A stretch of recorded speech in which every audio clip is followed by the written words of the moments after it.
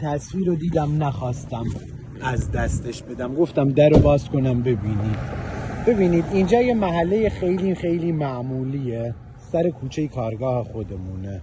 یه دونه یخچال رو گذاشتن دم در، یخچالم کاملا کاندیشن مرتبی داره، داخل بیرون عرض به حضور مبارکتون همه چیز کرینه.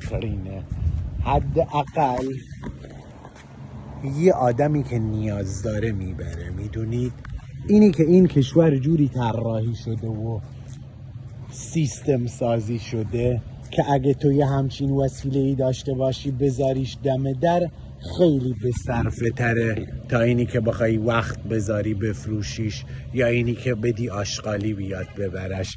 این به صرفه ترین راهه. اینجوری کشور رو اداره کرده آمریکا که شده آمریکا. اینجا یه محله عادیه، محله های خوب برین خیلی وسیله های بهتری هست.